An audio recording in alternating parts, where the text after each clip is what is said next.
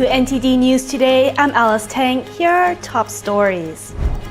It was a tense night in the Senate as lawmakers raced to push President Trump's big, beautiful bill across the finish line. Voting came to a standstill, dragging on for more than 3 hours. President Trump says China will be paying a lot of tariffs, adding the U.S. has $1 trillion deficit with the communist country. The IAEA now warns Iran could resume enriching uranium within months, despite recent setbacks. We speak with an expert. The IDF confirmed the elimination of a Hamas co-founder, plus a Monday court hearing for Israeli Prime Minister Benjamin Netanyahu was cancelled after President Trump condemned the proceeding. We have updates from the Middle East.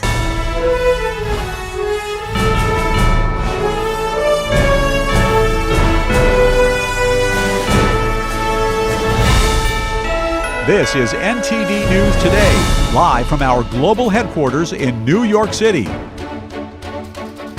It was a turbulent night in the Senate yesterday. Vice President J.D. Vance was at the Capitol Hill to break down a potential tie as Senate Republicans ultimately advanced President Trump's tax and spending cut bill. Here are the details. The big, beautiful bill is one step closer to reaching the president's desk. The Senate advanced the latest version of the One Big Beautiful Bill Act in a 51-49 procedural vote on Saturday, clearing the way for the floor debate. Vice President J.D. Vance showing up at the Capitol to break a potential tie. Voting stalled for over 3 hours as holdout senators held private meetings and negotiated off the Senate floor. Ultimately, 2 Republicans joined all Democrats in opposing the motion to advance. Senators Rand Paul of Kentucky and Thom Tillis of North Carolina voted against advancing the bill, highlighting GOP divisions. Paul opposed the $5 trillion debt limit increase, while Tillis objected to Medicaid changes he said would harm North Carolina.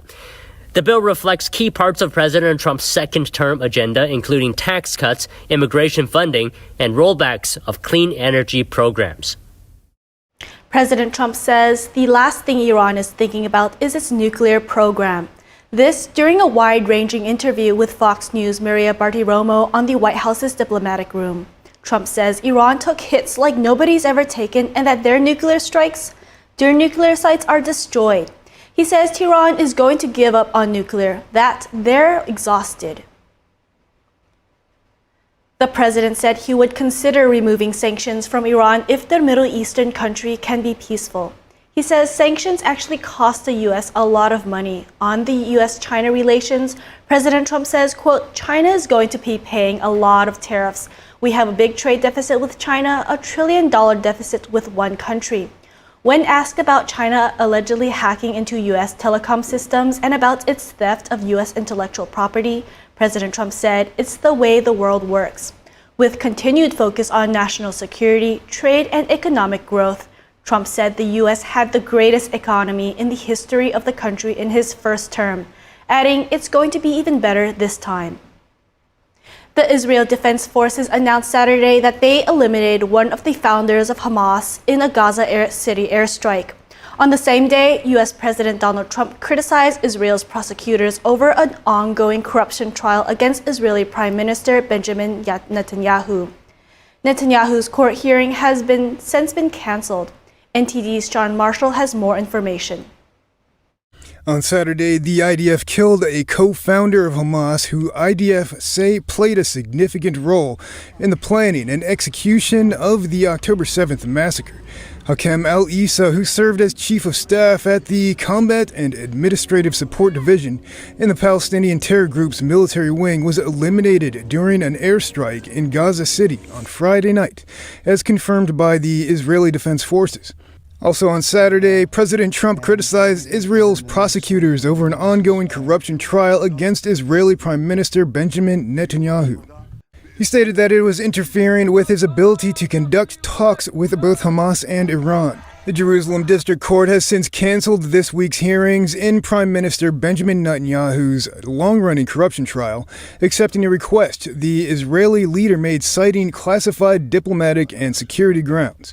It was unclear whether a social media post by U.S. President Donald Trump influenced the court's decision. Netanyahu was indicted in 2019 on charges of bribery, fraud, and a breach of trust, all of which he denies.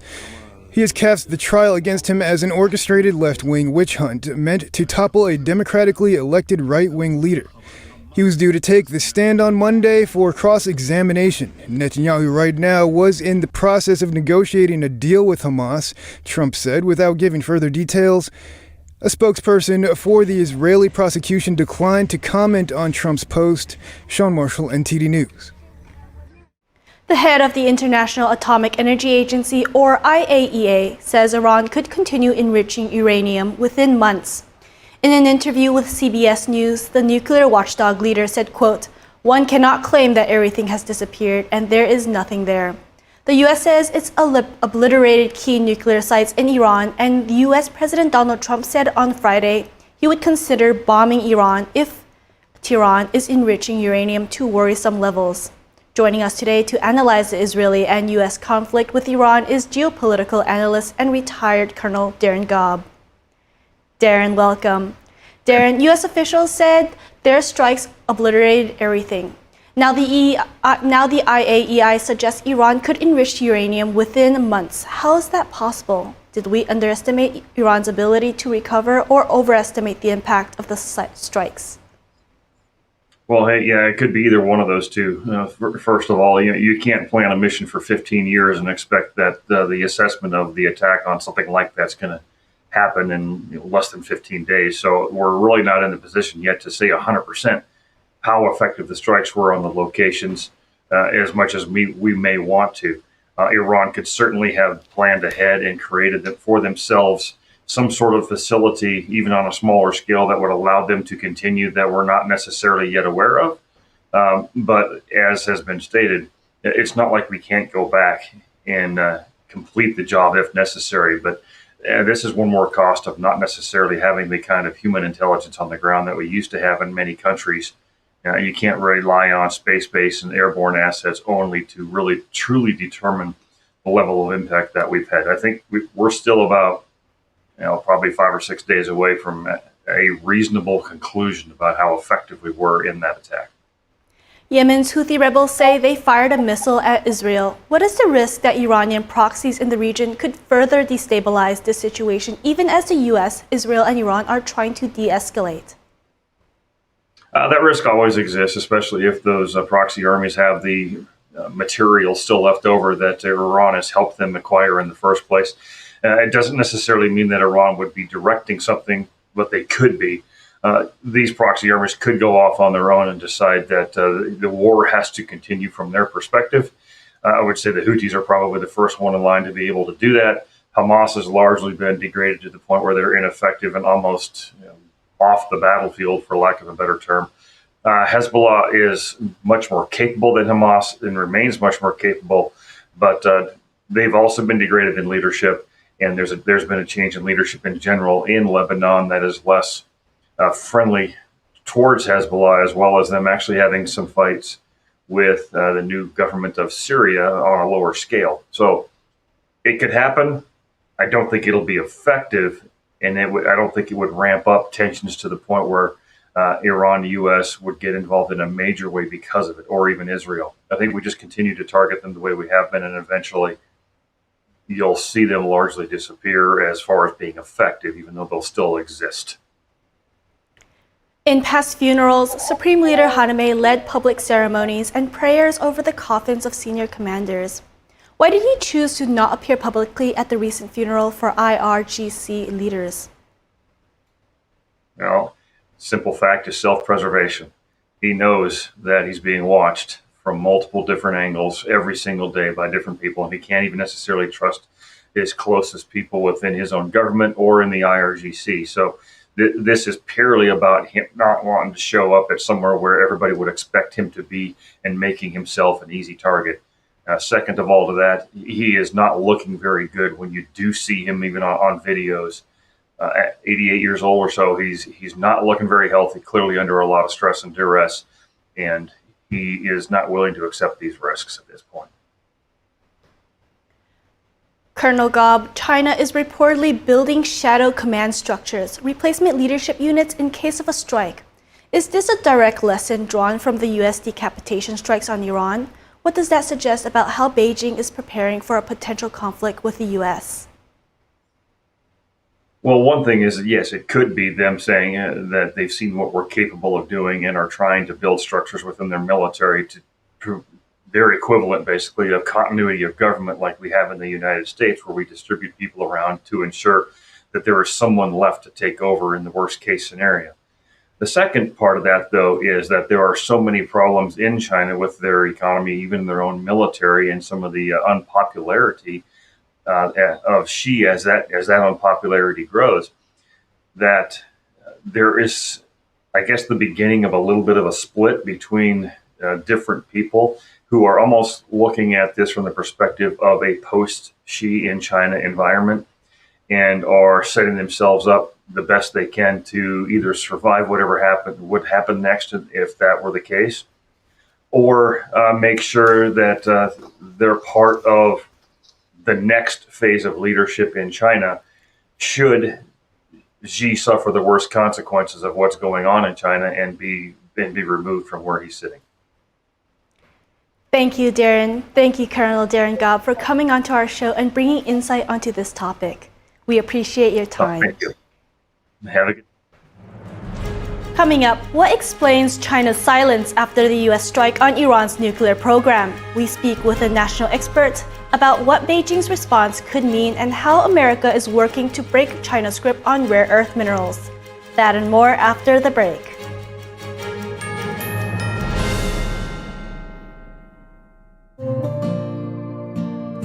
Imagine a coffee that cares for your health.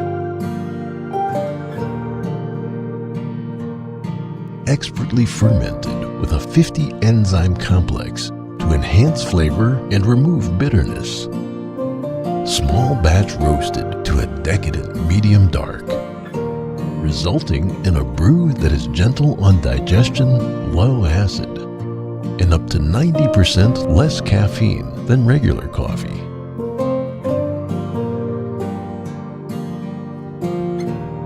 Try America's first enzyme fermented coffee today.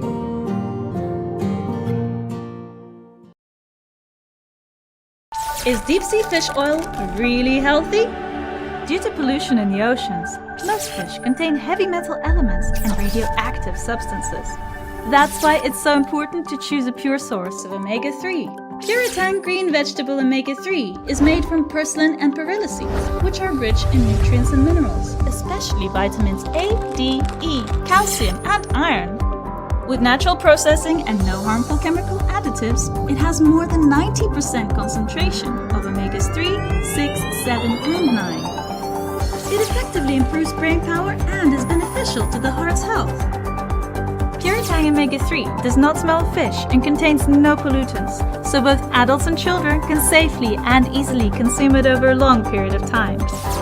Puritang green vegetable omega-3, greener, healthier, and more effective. Visit puritang.com to learn more.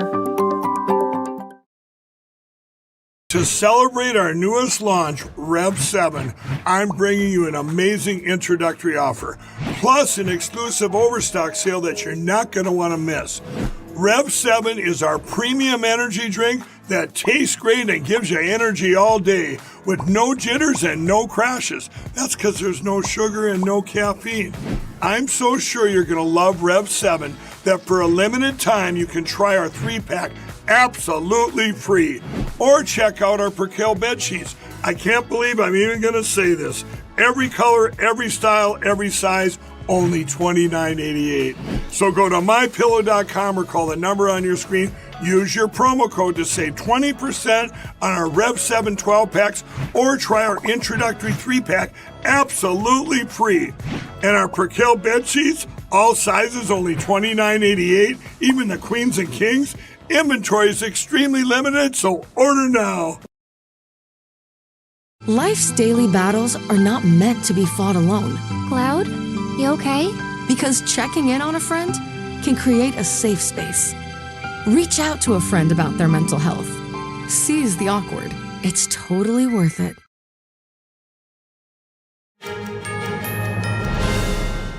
Flip-flop. China condemned the US strike on Iran's nuclear program at first, but then went quiet. Adam Savitt, director of the China Policy Initiative at the America Policy Institute, joins NTD's Tiffany Meyer to explain why China held back and what this means for Taiwan. He also breaks down how the U.S. is working to break China's hold on rare earth minerals. Adam, thank you so much for joining us. Great to see you again. Now, first, how are you reading China's response here and what the Chinese Communist Party leadership is considering right now? Right. I guess you could call it a response or a lack of response because, frankly, they have few tools. Now, we talk about this axis of resistance or the CRINC countries, these four countries, China, Russia, Iran, and North Korea, who sort of have a loose affiliation. Really, the only thing that unites them is that they oppose the United States. They oppose the Western-ruled world order. Now, this is a real test of how they can actually collaborate. Can they step in and help each other? You've seen North Korea has sent troops to the front in Ukraine to help Russia. Russia has helped North Korea with some technological expertise. In this case, though, apparently, China was too isolated as far as providing military assistance. As you noted, really, they've only provided, moral or rhetorical support in this case. And even Iran's tactics to try to close off the Strait of Hormuz was not in consonance with China's interests because 90% of Iran's exports go to China and have to go through the Strait of Hormuz, and actually China benefits from those oil exports as well. So we see, graphically displayed that the interests of these two countries actually don't overlap, and China actually has few strategic options. Also, the fact that although their naval power is growing, they do not have the ability to project to the Middle East in the way that the United States does. Now, part of the success of the U.S. strikes included misdirection with a decoy B-2 bombers, two of which were sent to Guam. Do you see this as a message to China warning against an invasion of Taiwan? I believe it is. Of course, the primary purpose of that was to be a feint to throw off the observers, to make those bombers that were going west over the Pacific more easily visible than the ones going to Iran. But yes, I think it does send a message to Beijing because those same bombers that dropped the ordnance, the bunker busters that destroyed the Iranian nuclear facilities, can also hit targets within mainland China. Now, one that analysts have pointed to, which is a very profound one, is the new Pentagon-like headquarters that China has west of Beijing. It's a series of tunnels and bunkers where their military decision-making is now housed. And it very much looks like those Iranian complexes that housed the nuclear materials. That has been proven to be vulnerable now to our bombing missions. Now, are we going to bomb those facilities, which would be an act of war against China? No, probably not. But yes, it's something to give them pause before they act out in the South China Sea, or as you note, in Taiwan, whether invading or taking other provocative action against Taiwan. And expanding on that, Adam, President Trump has been described as a wild card or being hard to read. Some say is in itself a form of deterrence as world leaders aren't sure what to anticipate. Now, with the changes in the Middle East, is China rethinking its plan for Taiwan?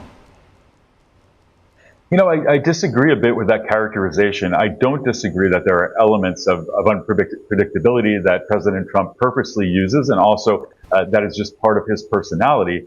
However, looking at his first term, he has a track record of judiciously using power and exhibiting deterrence. Before this strike on Iran's nuclear facilities, what I'd always point to is another Iranian example, and that was the assassination of Soleimani, who was the head of the IRGC, the Islamic Revolutionary Guard Corps, which projected Iranian power around the Middle East to its subsidiaries such as Hezbollah, the Houthis in Yemen, who of course are wreaking havoc on the Red Sea more recently. And so this strike, it didn't involve any boots on the ground. It involved relatively minimal commitment of forces, but it had a profound effect on the ability of Iran to wage war. So I point to that as an example, and he has followed up on that in this new term. Again, there's real teeth behind what he does. He really does think it through, and I think that our enemies, including China, are watching that, and they are concerned about that, not just the unpredictability. Now, in terms of leverage, many are pointing to China's near monopoly on rare earths. Two states, Oklahoma and Missouri, are actually starting to counter Beijing's grip. Oklahoma with a nickel refinery, lithium battery plant and refinery, and aluminum plant, and Missouri with a cobalt project and another for germanium and gallium, which China restricted exports of last year. First, what do you make of these projects, and do you expect to see more states following?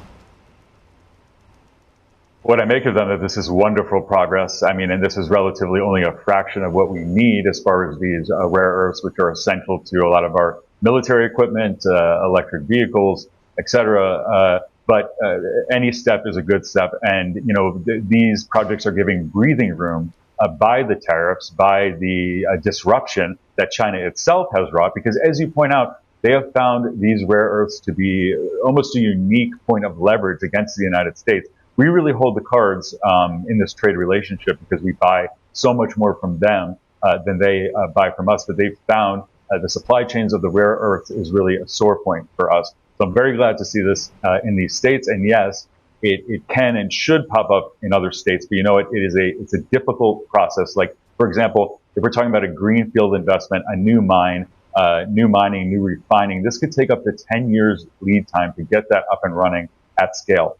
If it's somewhere where a mine has been set up and it's waiting, ready to go, as I know there is a mine for cobalt in Idaho that is in that condition right now, perhaps that would still take 5 years to ramp up. But here's the thing.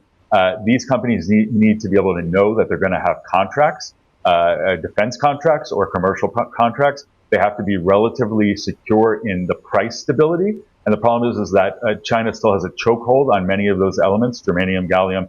Cobalt is one I'm familiar with specifically, where they hoard cobalt. They can dump that on the market at any time to distort the prices. So, you know, for example, the government is looking at things that right-of-center governments are a little uncomfortable with, which is perhaps subsidies, price controls on these elements, stockpiling. These are things that are going to be needed to solidify the prices and the supply so that U.S. companies are able to help in this regard. Propaganda. It's a tool the Chinese Communist Party uses to quash dissent and export its authoritarianism overseas. We've been tracking the CCP's persecution of a faith-based group and organizations formed by its practitioners. The spiritual practice is called Falun Dafa. It's been targeted by the regime since 1999 after its growing popularity was deemed a threat by party leaders. This communist oppression even takes place on American soil. Based on our investigation, it looks as though some reports by American media closely resemble CCP propaganda about the practice. Our reporter Kevin Hogan has more on the regime's operation. The CCP seeks to subvert the American government, the legal system, colleges and universities, and the media, which we'll go into in detail today, to target Falun Gong, a peaceful spiritual practice banned in China. And it also targets Shenyun performing arts. So what is Shenyun, and why is the CCP targeting it? Shenyun is a New York-based premier dance company that tours the world, and it was started by Falun Gong practitioners who strive to embody the principles of truthfulness, compassion, and forbearance. These are the core values of the practice. Shenyun's tagline is China before communism. Its mission is to revive and celebrate traditional Chinese culture, and it also has scenes depicting the CCP's gruesome practice of forcibly removing the organs of illegally imprisoned Falun Gong practitioners. And since the start of the persecution, the Chinese regime has used its entire state-run media apparatus to smear Falun Gong. The goal was to try to turn the Chinese people against the ancient practice. And through those same propaganda channels, it has aimed to silence Shenyun. Now, the narratives that essentially carry a similar meaning are seen in the American news company, the New York Times. So, how did we get here? The CCP has persecuted Falun Gong since 1999, but according to whistleblower Yuan Hongbing, Chinese legal scholar with sources in China, in October 2022, Chinese regime leader Xi Jinping held a secret meeting. In it, he called for a new strategy specifically focusing on using Western media outlets to spread disinformation to go after Falun Gong-run companies. About 1 year later, In October 2023, the New York Times says it began its so-called investigative reporting on Shen Yun. Fast forward 10 months to August to December 2024, the New York Times published 8 hit pieces smearing Shen Yun based virtually entirely on anecdotes of a few disgruntled former employees.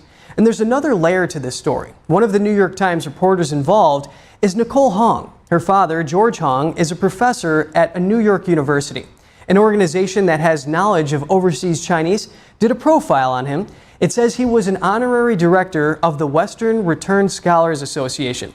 That organization is part of the CCP's United Front Work Department, which does foreign influence operations. The page on George was taken down after the New York Times published its articles.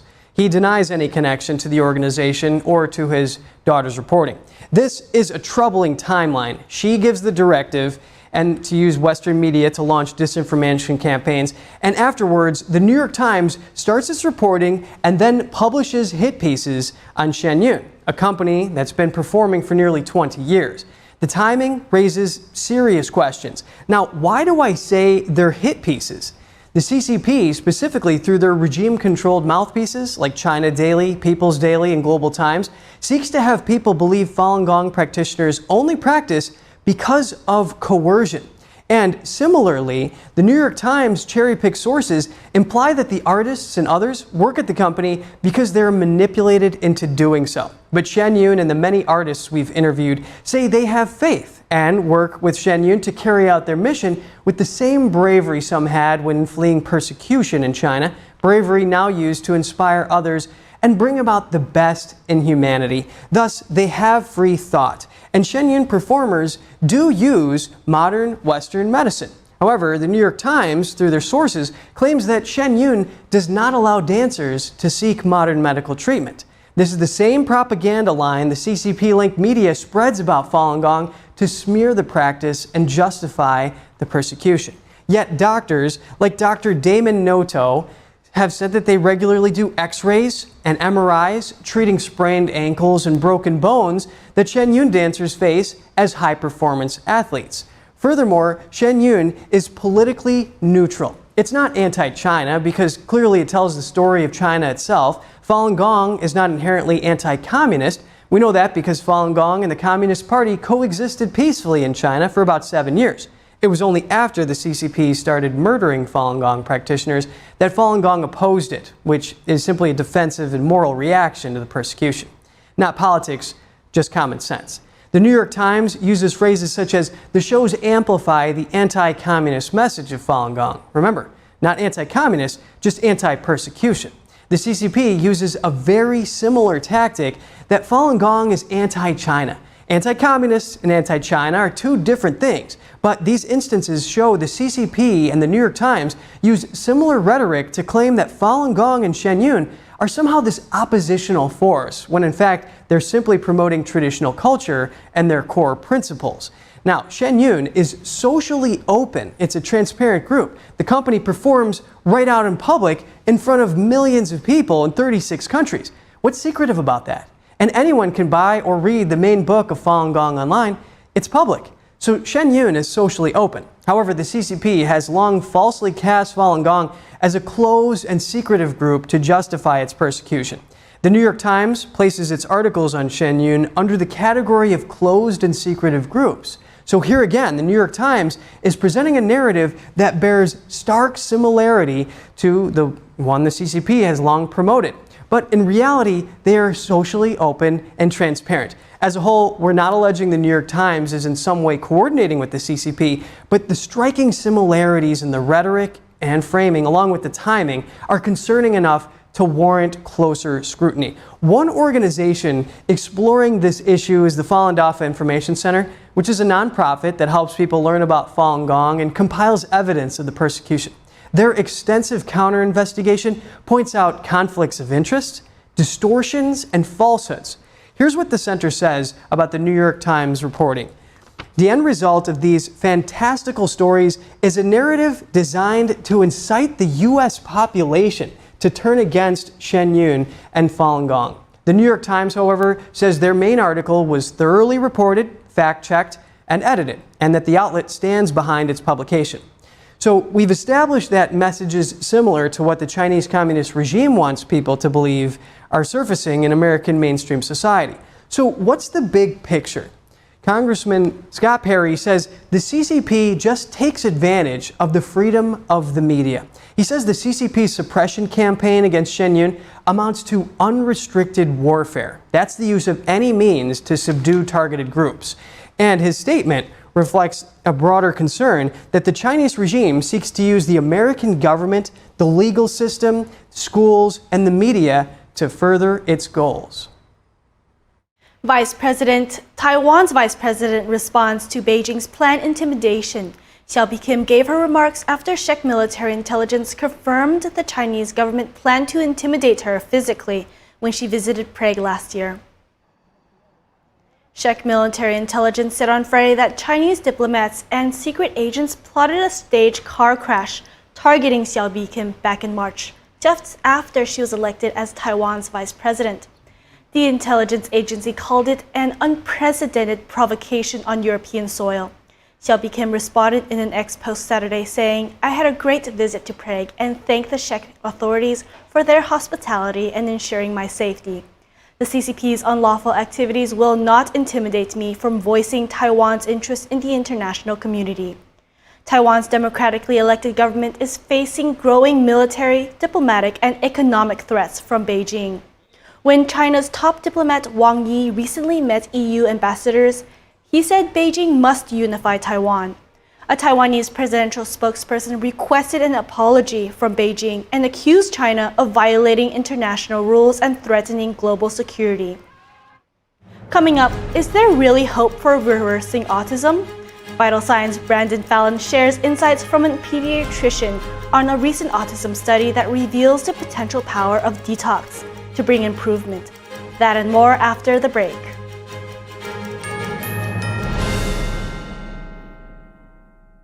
With almost 4 decades in the spotlight, Cindy Crawford has never lost her stunning glow. With her gorgeous, age-defying skin, US Weekly says whatever she's doing, it's clearly working. How does her skin still look firm, smooth, and youthful at 59? It's meaningful beauty. And now with new advanced formulas, it's better than ever, delivering our age-defying ingredients even deeper into the skin to fight wrinkles where they begin. Just wait until you see the difference meaningful beauty can make for you. Instant hydration, instant plumping. My skin looks amazing. What I'm most proud of is over 5 million women have trusted Meaningful Beauty, and they're getting great results, and I get that feedback from them in airports, supermarkets, walking down the street, and I love it. And today, we are celebrating 20 years of meaningful beauty with a brand new offer you don't want to miss. You can get the entire advanced Meaningful Beauty system with all 5 age-defying super treatments. And when you order today, you'll receive our Targeted Treatment Duo, a $128 value free. Introducing the Wrinkle Smoothing Capsules to target crow's feet, forehead lines, and lines around your mouth. Plus, you'll also get the new Skin Renewing Facial Tool with heat, massage, and red light to boost the absorption of the wrinkle smoothing capsules and reduce the appearance of puffiness. The Skin Renewing Facial Tool and the Wrinkle Smoothing Capsules together create Meaningful Beauty's amazing Targeted Treatment Duo. This plus this equals incredible results. Get all this, a $300 value, for just $49.95. But you must act quickly. Results guaranteed or your money back. If you haven't tried Meaningful Beauty yet, this new offer is something you don't want to miss. This special offer is not available in any store, so don't wait. Scan the code, call the number below, or go to meaningfulbeauty.com right now.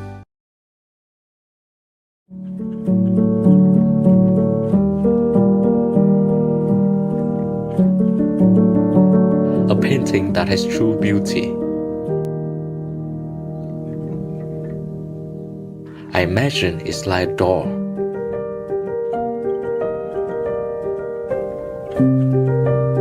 The artist holds the key to open the door and bring people to a purer world.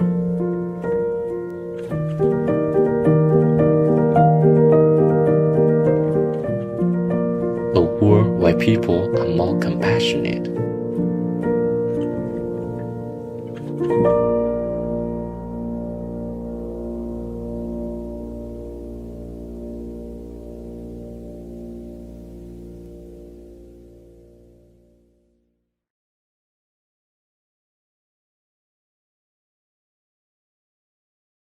NTD News, the fastest growing independent news source in America, bringing you breaking news from around the world. Expert analysis, investigative reporting, and original, award-winning documentaries. We're known for our uncensored China coverage you won't find anywhere else. We cover the stories that affect you and shape our world without the political noise. We report from the heart with you in mind. Watch us right here on NTD News.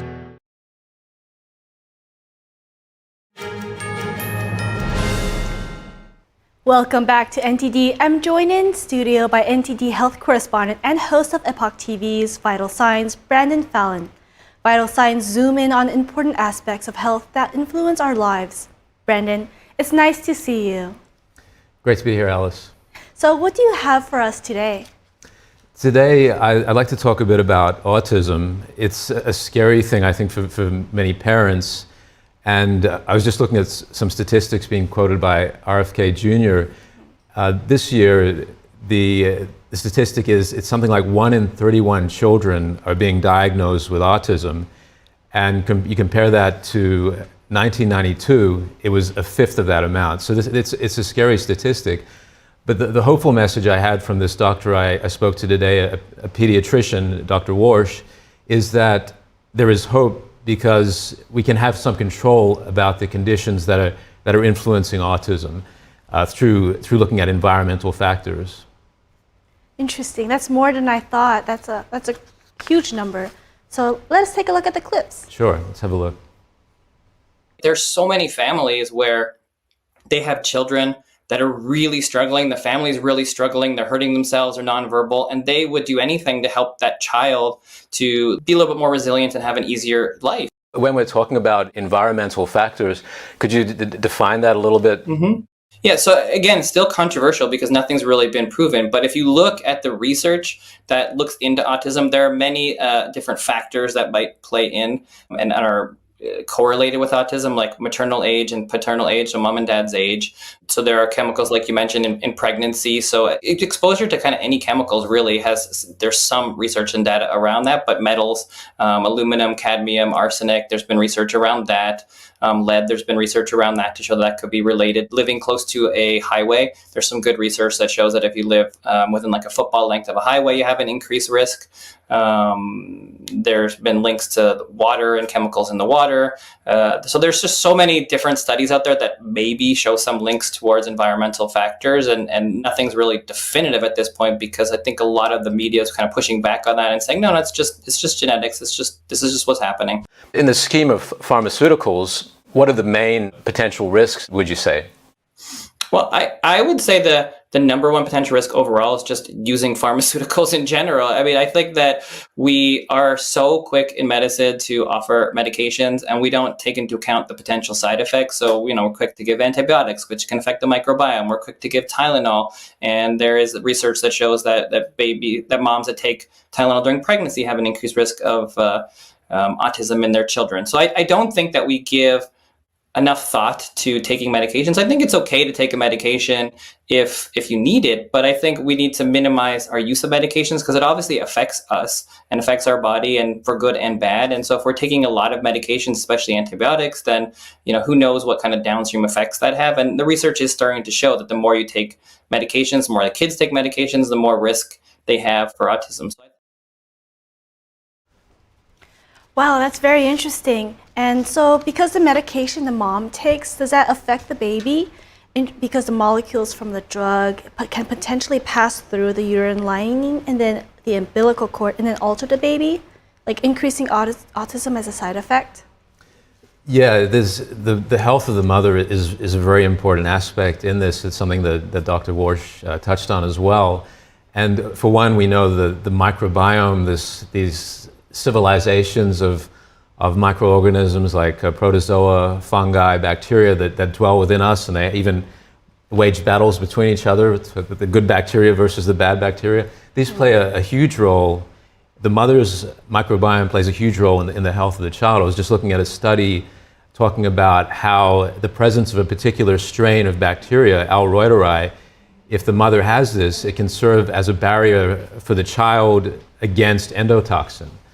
And the damage that certain medications like antibiotics can do is that they can wipe out certain strains of bacteria. That's not to say we shouldn't take antibiotics. There's a time and a place for that, but we need to understand that it can have this kind of effect. Is there any food that can help replace these things that are lost because of antibiotics? Sure. Some people will say, and some people have been advised, just have more yogurt. You know, if they've had a dose of antibiotics, then they'll be advised you need to, get some more yogurt into your system to replenish those. But really, if you seriously want to replenish these lost bacteria, you need to find the targeted bacteria that you're looking for, like L. reuteri, and find the right supplements that specifically contain that. And I've also spoken to a doctor who specializes in that area, and how you can, he speaks about how you can ferment this particular substance to increase the amount of this bacteria in it.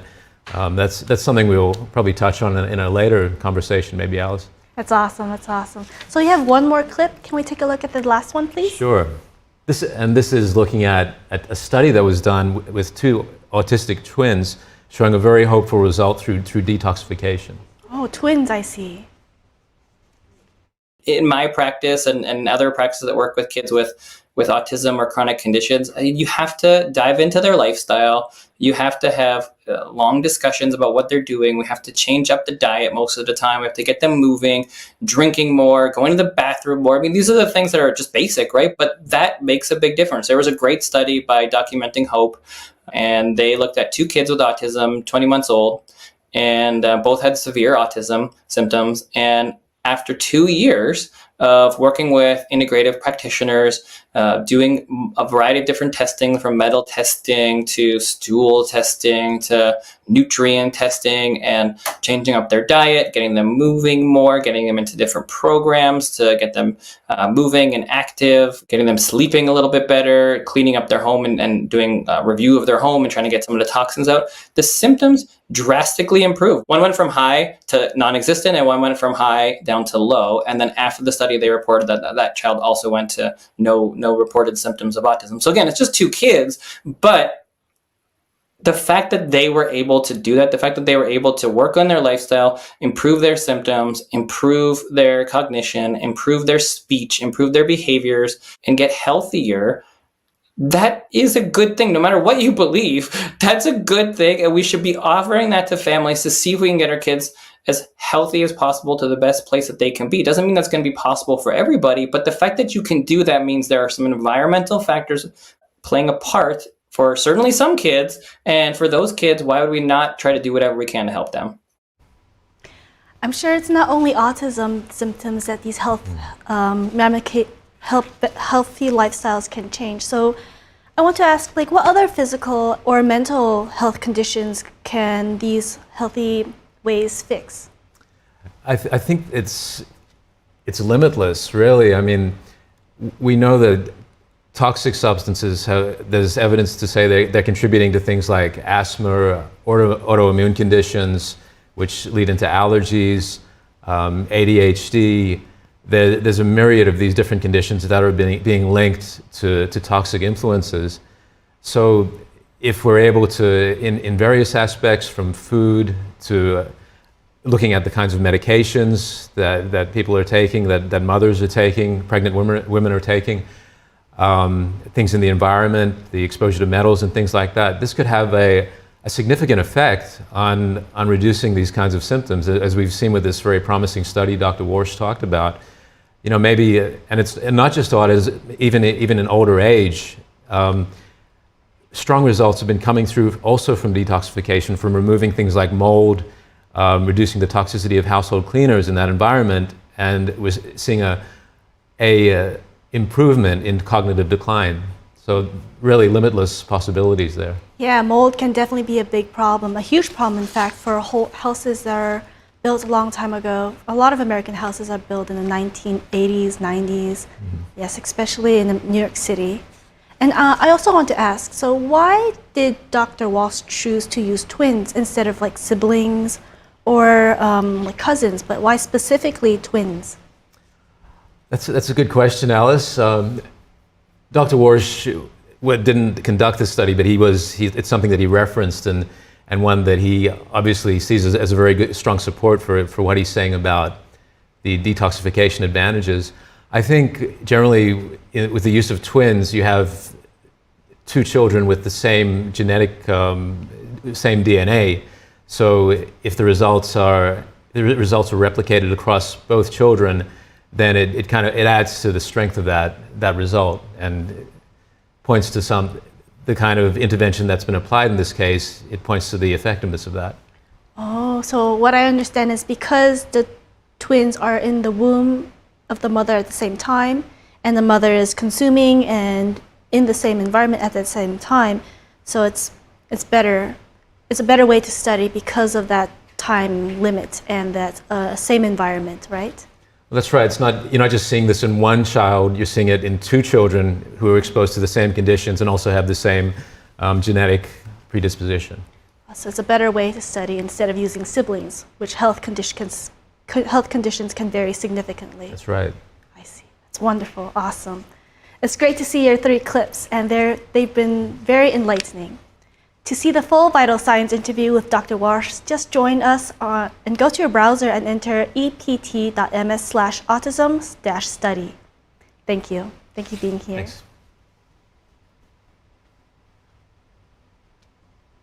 A man was told he didn't have long to live after being diagnosed with liver failure. Because of his weight, a transplant seemed out of reach until one hospital took a different approach.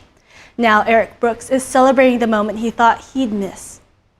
In December 2021, Eric Brooks found out his liver was failing. To continue living, he needed a transplant, but he says because of his weight, he was denied that surgery more than once. Without it, he was given months to live. I wasn't necessarily worried about myself 100%. I was more worried, about my wife and my child, letting them down because, I'm going to die. Brooks says for 2 years, there was no option for a transplant. Then he learned the Mayo Clinic could perform a bariatric surgery and liver transplant at the same time.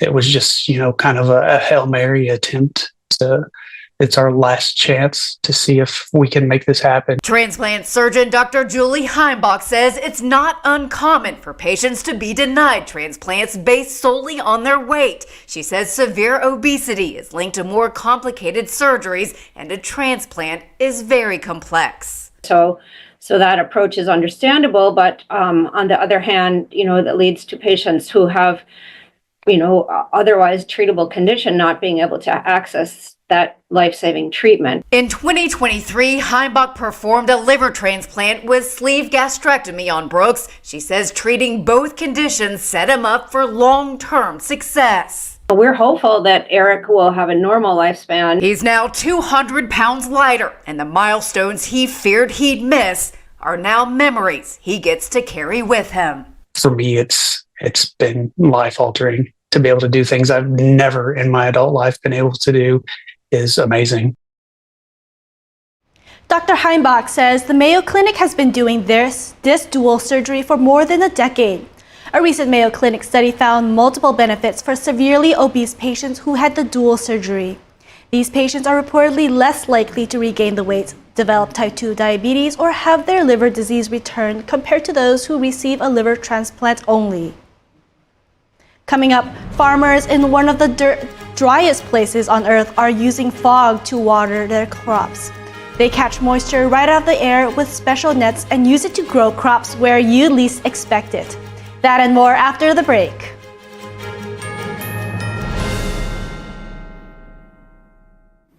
I was a young dad of 3 amazing kids.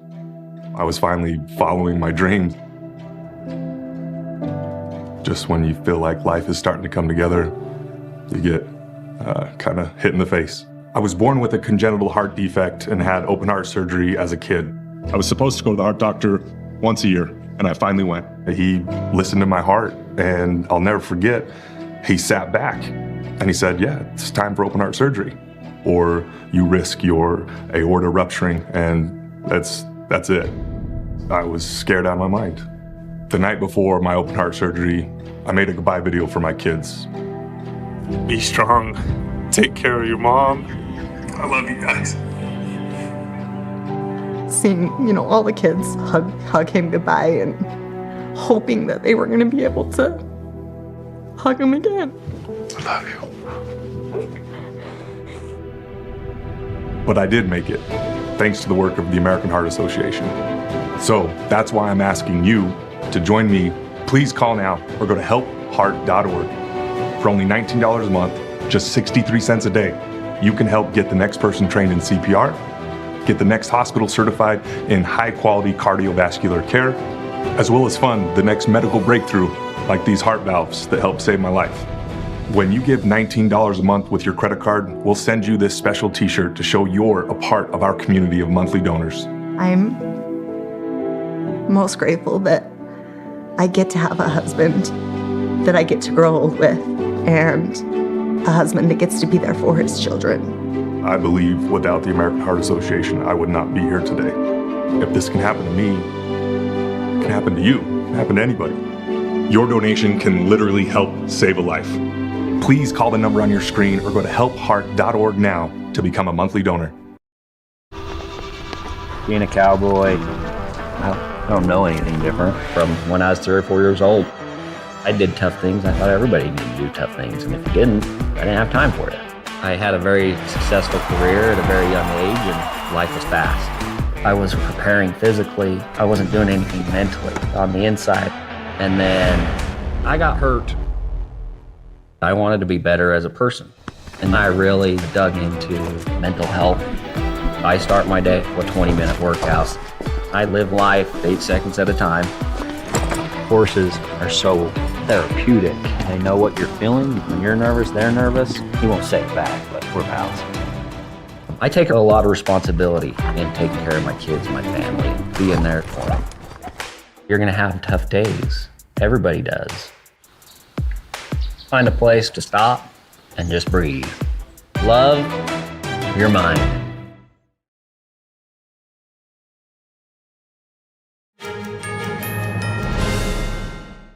A new drone called Firefly may soon help firefighters spot wildfires more quickly. Developed by Stanford and Swedish engineers, it flies above tree canopies, scanning the area with sensors to provide real-time data on fires and the environment. Let's zoom in. This cylindrical drone could one day help detect and monitor wildfires. The Firefly, created by a team from Stanford's School of Engineering and Sweden's Linköping University, sports one fan propeller on the inside of its 3D printed body. Mohammed Danish, a Stanford graduate student working on Firefly, explains how it works. It takes in all the air from the sides through the mesh here. That is the air intake, and taking the air from the sides and blowing it downwards kind of generates a thrust, more like a rocket, but there is no fuel combustion happening here. And these vanes kind of guide it precisely of how to guide the airflow so that it stabilizes itself and stays in the air.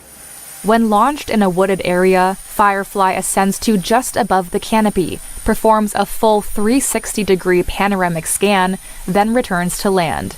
The drone's sensors capture video, telemetry, and environmental readings, which are wirelessly sent in real time to the ground controller. The initial prototype looked like a traditional drone, but Danish says the team changed the aerodynamic architecture to help with its weight. We wanted the lightest and most rigid material so that it can get through the trees quickly. Light so that we don't want to have extra weight on a firefighter's backpack. Firefly has a maximum altitude of 200 feet, and from its launch point, a maximum horizontal range of about 100 feet. Danish says outside of firefighting, Firefly could be used for search and rescue in the wilderness and in tight spaces where a traditional drone may have trouble. In the driest desert on Earth, farmers are turning to an unusual water source, fog. They use innovative nets to catch tiny water droplets in the air. The captured moisture is used to grow crops like lettuce, proving life can thrive even in the harshest condition. Let's take a look. At the driest desert in the world in Chile, farmers harness fog to water their crops. A mesh captures a tiny bit of moisture from the air to grow lettuces and lemons. Orlando Rojas is the president of the Atacama Fog Catchers Association. Here's drinking water collected by the fog catchers near Chanaral, where some areas don't see rainfall for years. We are growing hydroponic lettuce entirely with fog water in the driest desert on the planet. We have had other crops that have not yielded results, which is why we have tended towards doing lettuce. Mario Segovia is a member of the fog-catching group. He says that the water collected from moisture in the air is pure. And researchers at the UC Atacama Desert Center are trying to help farmers chase moisture over the mountains by launching an open-access web mapping platform, showing the location of the areas with potential for fog water harvesting in the country. They hope to open up these arid areas for cultivation. We are able to collect 1,000 to 1,400 litres of water in these inhospitable places, where we are clearly not favoured by nature in other ways, but we do have the potential for life, which is water. Once we learned about this project, we haven't given up, because it is vital for the survival of humanity. Coming up, the threat of secret foreign operatives in the U.S. is rising. We speak to a former Navy intelligence officer about what's driving the concern and what signs officials are watching for. Stay tuned for that and more right after this break.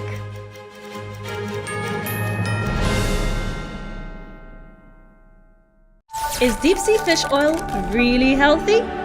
Due to pollution in the oceans, most fish contain heavy metal elements and radioactive substances. That's why it's so important to choose a pure source of omega-3. Puritang green vegetable omega-3 is made from purslane and perilla seeds, which are rich in nutrients and minerals, especially vitamins A, D, E, calcium, and iron. With natural processing and no harmful chemical additives, it has more than 90% concentration of omegas 3, 6, 7, and 9. It effectively improves brain power and is beneficial to the heart's health. Puritang omega-3 does not smell of fish and contains no pollutants, so both adults and children can safely and easily consume it over a long period of time. Puritang green vegetable omega-3, greener, healthier, and more effective. Visit puritang.com to learn more.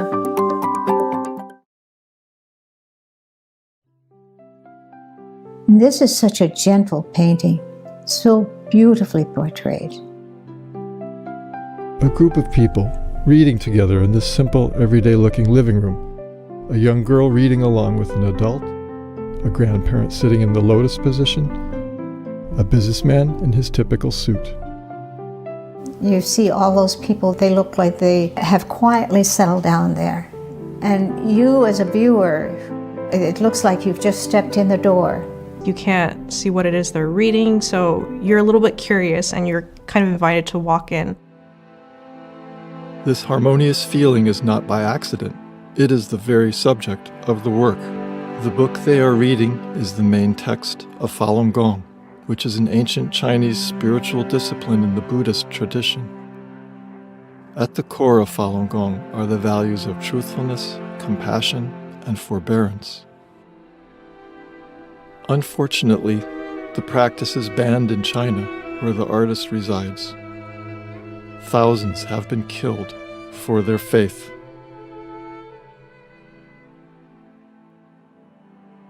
Golden energy blooms into the room as a result of their steadfast faith. The painting on the back wall reminds us of this work's title, Plum Blossoms in a Muddy World. It's also a metaphor for the practitioners that are sitting in the room as plum blossoms. They signify perseverance and hope that all brutal winters end and life is renewed once again. The magical painting.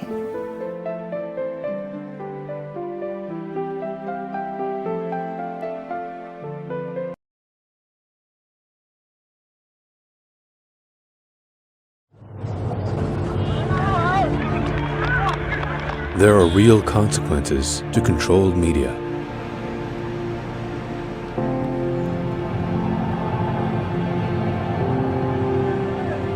And NTD's founders know them firsthand. Our freedom of thought is the price. This is the lesson that guides us in everything we do. Yeah, so there's the tear gas there. We know the value of a free society. And we take seriously the responsibility to preserve it. We are NTD.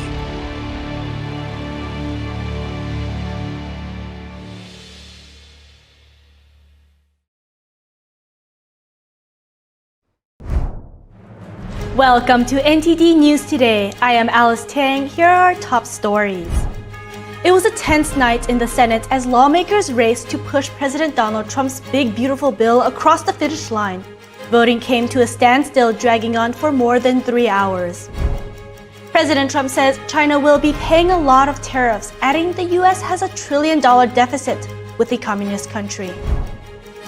The threat of foreign secret operatives in the US is rising. We talked to a former Navy intelligence officer about what's driving the concern and what signs officials are watching for.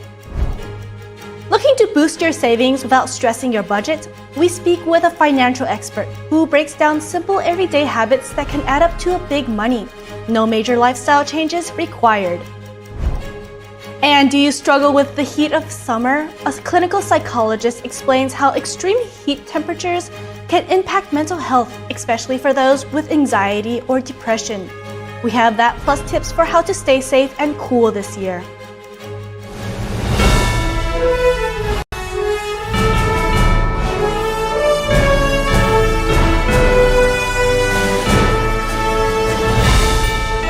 This is NTD News Today, live from our global headquarters in New York City.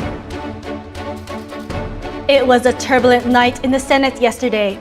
Vice President J.D. Vance was at the Capitol to break a potential tie as Senate Republicans ultimately advanced President Trump's tax and spending cuts bill. Here are the details. The big beautiful bill is one step closer to reaching the president's desk. The Senate advanced the latest version of the One Big Beautiful Bill Act in a 51-49 procedural vote on Saturday, clearing the way for the floor debate. Vice President J.D. Vance showing up at the Capitol to break a potential tie. Voting stalled for over 3 hours as holdout senators held private meetings and negotiated off the Senate floor. Ultimately, 2 Republicans joined all Democrats in opposing the motion to advance. Senators Rand Paul of Kentucky and Thom Tillis of North Carolina voted against advancing the bill, highlighting GOP divisions. Paul opposed the $5 trillion debt limit increase, while Tillis objected to Medicaid changes he said would harm North Carolina. The bill reflects key parts of President Trump's second-term agenda, including tax cuts, immigration funding, and rollbacks of clean energy programs. President Donald Trump says the last thing Iran is thinking about is its nuclear program. This during a wide-ranging interview with Fox's News' Maria Bartiromo on the White House's diplomatic room.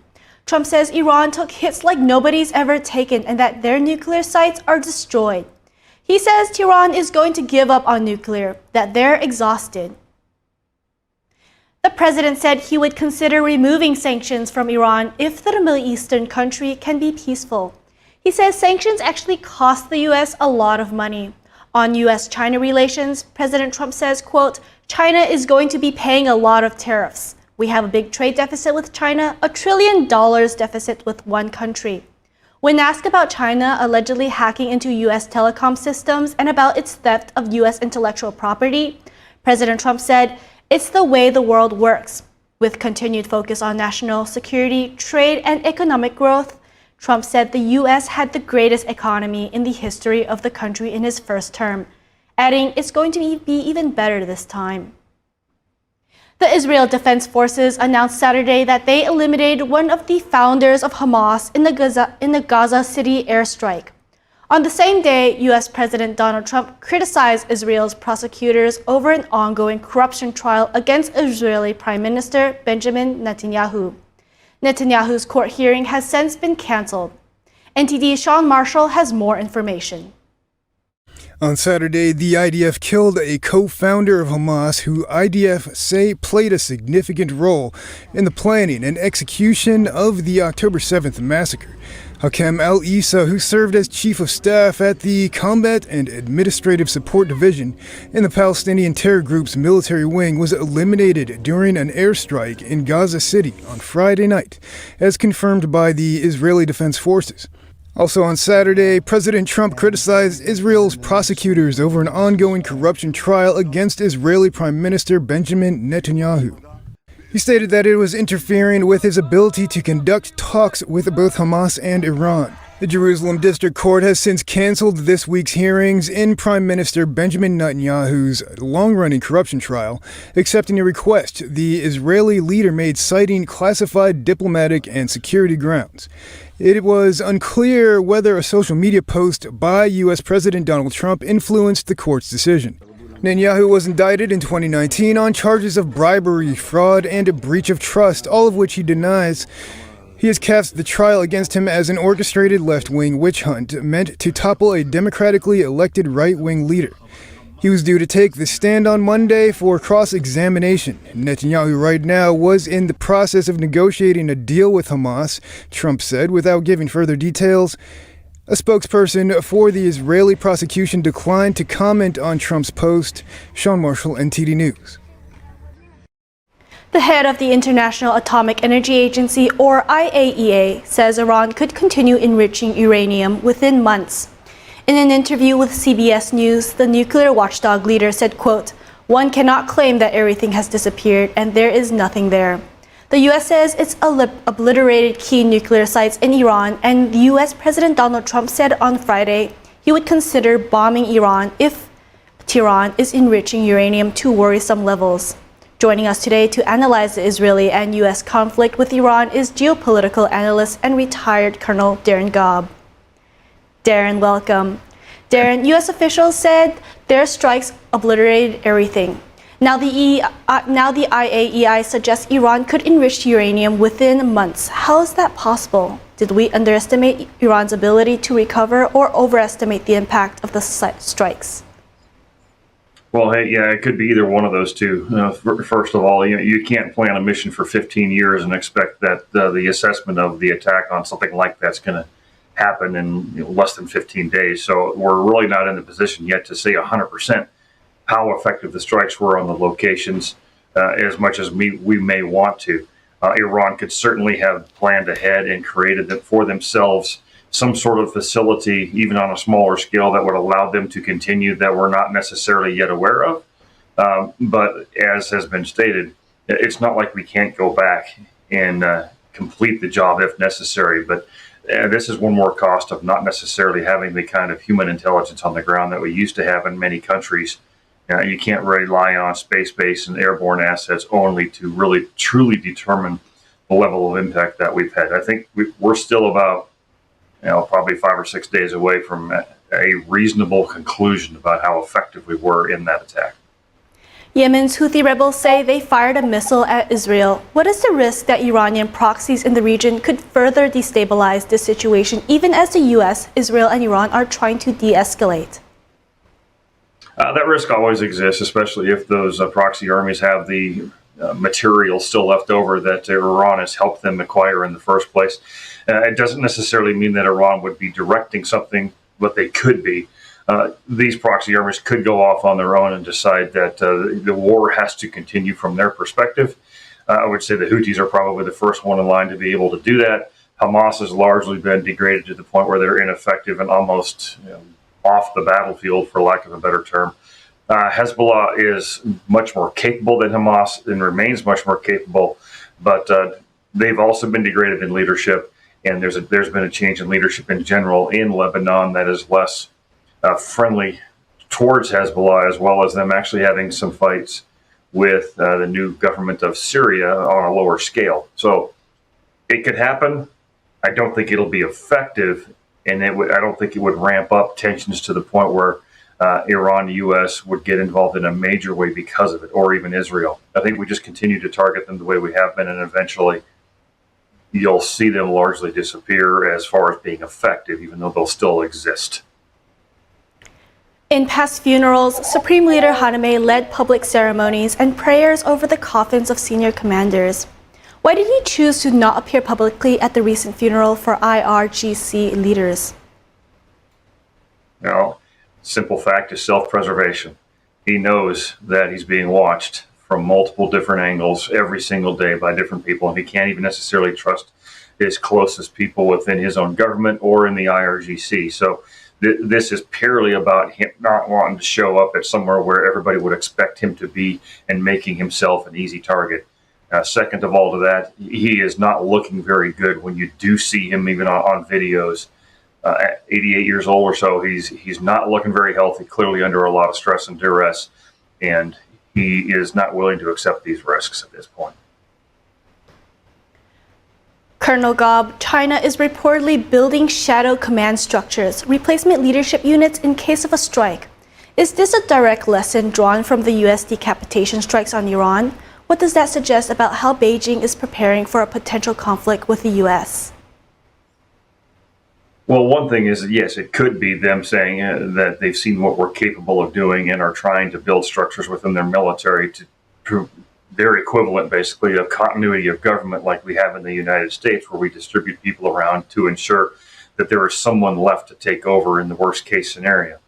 The second part of that, though, is that there are so many problems in China with their economy, even their own military, and some of the unpopularity of Xi as that unpopularity grows, that there is, I guess, the beginning of a little bit of a split between different people who are almost looking at this from the perspective of a post-Xi in China environment and are setting themselves up the best they can to either survive whatever would happen next if that were the case, or make sure that they're part of the next phase of leadership in China should Xi suffer the worst consequences of what's going on in China and be removed from where he's sitting. Thank you, Darren. Thank you, Colonel Darren Gob, for coming onto our show and bringing insight onto this topic. We appreciate your time. Thank you. Coming up, the threat of foreign secret operatives in the U.S. is rising. We talked to a former Navy intelligence officer about what's driving the concern and what signs officials are watching for. That and more after the break.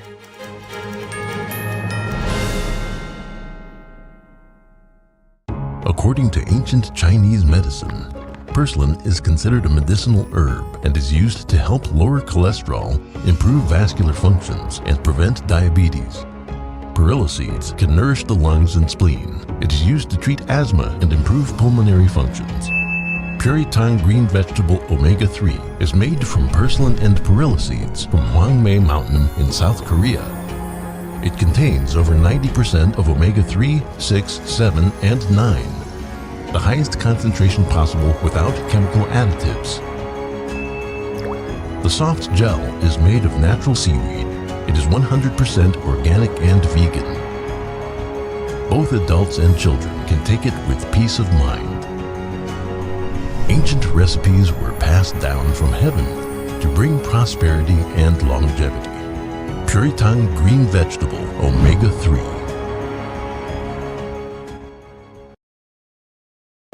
I can't get a hold of my mom. I'm sure it's nothing. I've called her 5 times. I'm sure she's fine. Is Grandma okay? Help! I've fallen and I can't get up. Don't worry, ma'am. We're sending help right now. Hello? Hello, this is Life Alert. Your mother had an emergency, and we dispatched paramedics to her home. Oh my gosh, what happened? She had a fall, but don't worry. She is safe, and the paramedics are helping her right now. Thank you. Life Alert saves a life every 11 minutes. With one simple touch of a button, Life Alert sends help immediately. Whether it's to report a fall, a medical emergency, or an intruder, Life Alert sends first responders fast. For a free brochure, call 800-382-9846. 800-382-9846. That's 800-382-9846. We said we'd never break the 3-second rule. We'd never make a separate dinner. And and never do that. We'd never let them sleep in our room. And never become a minivan mom. Hey, Chris. Okay, well, I'm not at my desk right now. As parents, we say never a lot, but never happens.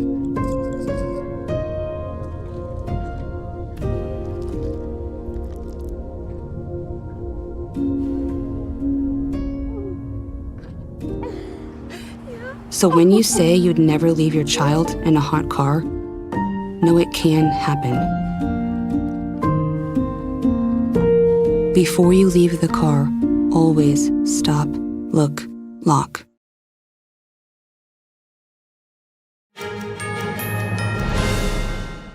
The threat of sleeper cells, covert operatives who quietly live in the U.S. until they're called to carry out an attack, is higher than ever.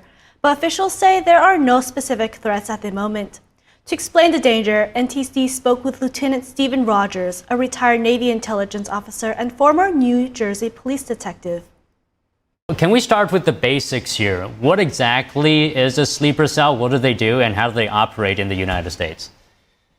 Well, to begin with, we've been concerned about sleeper cells for quite some time, especially since the border was open during the Biden administration. Now, a sleeper cell is not created overnight. A sleeper cell consists of individuals who have come into this country illegally, who are well trained before they come into this country, and trained to do what? To blend in with the community. The individual that is in a sleeper cell could be a person who is in the workplace, who lives in your neighborhood. They've learned to blend in to each community by becoming school teachers, some cases police officers. In other words, there's no way on earth that you would be able to tell who would be involved in a sleeper cell. But they are well trained and they are prepared at a minute's notice to be activated, meaning that if their host country, in this case we're concerned about Iran, gives them the word to launch a terrorist attack somewhere in the United States, they will come together, they will do the planning, they will effectively do what they would want to be a successful terrorist attack anytime, any place in the United States of America. We've been concerned about this for quite some time as a result of the illegal border crossings, and now, unfortunately, what we feared the most can become a reality. So having heard that, the immediate question would be, what are the methods authorities are using to identify a sleeper cell? Well, certainly, I'm not going to give out all of the methods because some of them are, I'm sure, classified, but I will say this to you, that it is extremely important that we put all hands on deck. We've heard that over and over again, meaning that every single American citizen who loves this country, if they see something, they need to say something, now more than ever. And we notice that a lot of people do see a lot on the internet. They'll see certain chatter. They'll listen to people having conversations. By all means, make the call. Don't feel foolish. In addition, we have to, and I've said this over and over and over again, the national security mechanisms in this country are great. We've got terrific intelligence gathering resources. But I've got to tell you that where we lack is in training police officers on a local level, what to look for, what to report, what to be involved with when it comes to this problem regarding sleeper cells. So a lot more information has to be given to local police departments. And we may find that the local cop knows the who, what, when, where, and why on the streets in their neighborhoods more than any national security team in Washington, D.C. In your opinion, do you think people should be concerned, or should there be any worry, for example, when going to large public events? Well, we're always concerned, are we not? But we cannot allow the terrorists to win even before they strike. I mean, look, they want to take our freedom away, our freedom of speech, our freedom of assembly, our freedom of movement. We have to live. It's a free country.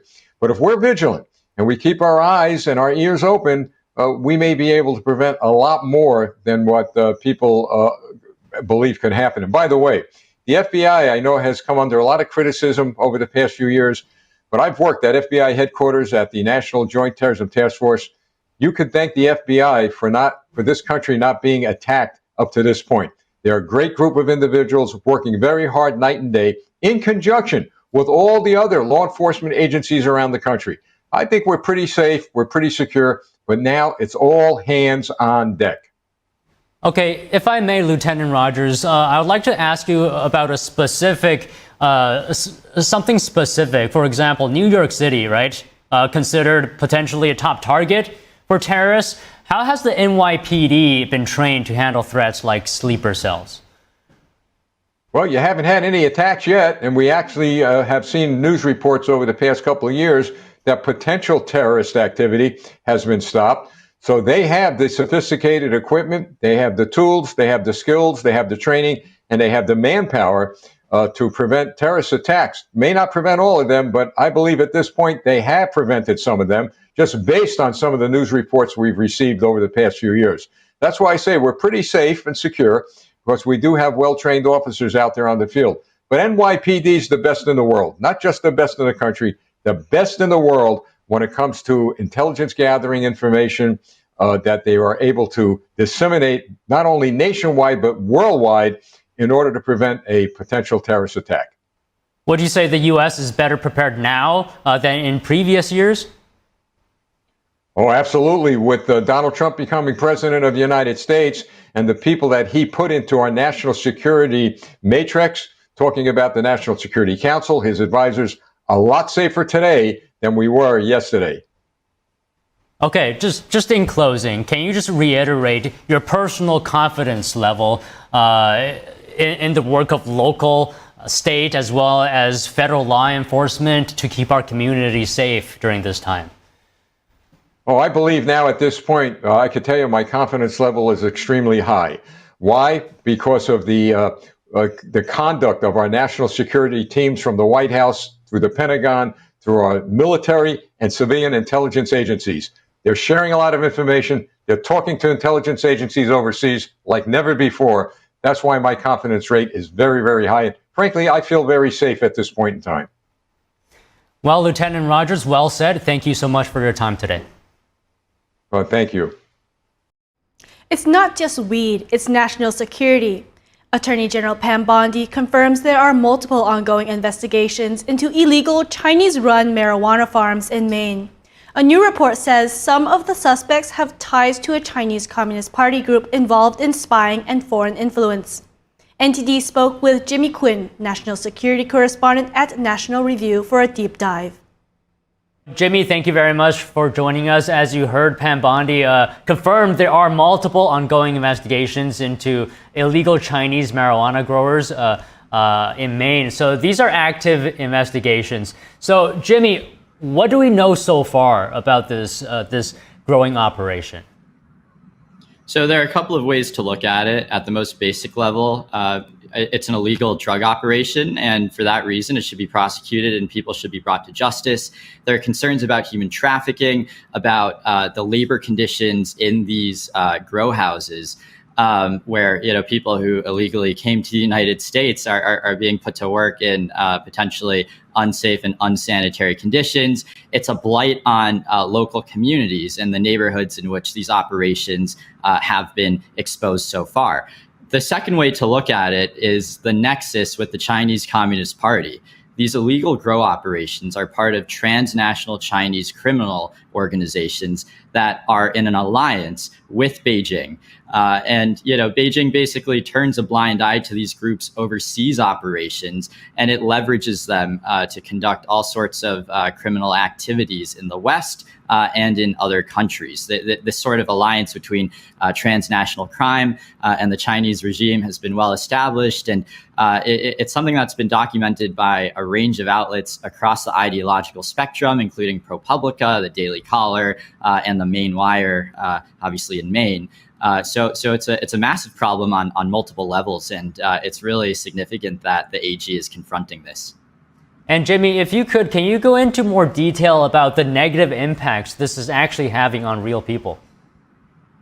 Yeah, of course. I mean, when you have a grow farm in a community that's siphoning off resources and electricity and bringing people illegally to the United States where they're working in these horrific conditions, that's obviously going to be a drag on towns in Maine and Oklahoma and other states where these operations have been found. But the other problem is that many of these transnational criminal organizations actually have been linked by those same media outlets I mentioned earlier to the CCP's political influence networks, to what is called the United Front, which is the sort of lifeblood of the party's influence within China and also overseas. And in fact, there have been ties between these United Front organizations involved in the marijuana grow operations and the illegal Chinese police station in New York. That was a big report, I believe, last year by ProPublica. Chinese diplomats have actually gone out, reportedly, to visit these locations.